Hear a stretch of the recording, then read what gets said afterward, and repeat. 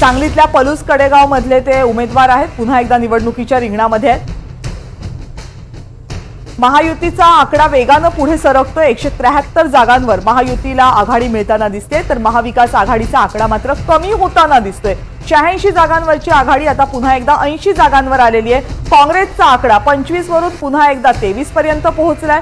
उद्धव ठाकरे यांचा आकडा 24 वर कायम आहे, तर राष्ट्रवादी काँग्रेस शरदचंद्र पवार यांच्या पक्षाचा आकडा सुद्धा कमी आलाय, 32 पर्यंत आलेला आहे। त्यामुळे महाविकास आघाडीची आत्ताची जी टॅली दिसतेय ती 78 जागांची दिसतेय, जी 86 पर्यंत पोहोचली होती ती 78 पर्यंत कमी आली आहे। आणि महायुतीचा आकडा मात्र वाढत चाललाय। महायुतीला 175 जागांची आघाडी मिळते।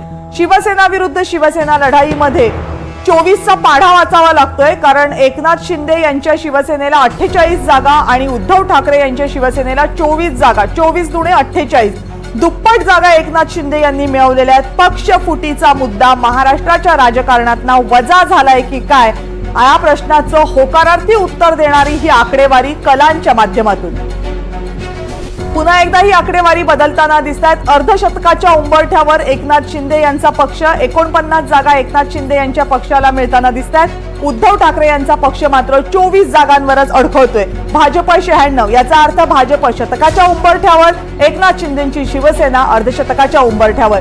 जर एकनाथ शिंदेच्या शिवसेनेनं अर्धशतकावरची आपली आघाडी कायम ठेवली आणि जर भाजपनं शतकी कामगिरी केली आणि ती कायम ठेवली, तर या दोन पक्षांना सरकार स्थापणं कठीण होणार नाही, कारण दोघांच्याच जागा 145च्या पुढे जातील। महायुतीच्या जागा या सध्या महाविकास आघाडीच्या जागांपेक्षा दुपटीनं पण जास्त आहेत। शिंदे सेना अर्धशतकापेक्षा 1 जागा दूर आहे आणि भाजप शतकापेक्षा 3 जागा दूर आहे। भाजपकडे सध्या 97 जागा, काँग्रेसकडे सध्या 24 जागा आहेत। भाजप विरुद्ध काँग्रेसमध्ये आता सध्या स्पर्धाच खूप कमी झालेली दिसतेय, कारण काँग्रेसचा आकडा वाढत नाहीये। शिवसेना उद्धव ठाकरे यांचा पक्षाचा आकडा आणि काँग्रेसच्या पक्षाचा आकडा जैसे थे आहे बऱ्याच काळापासून।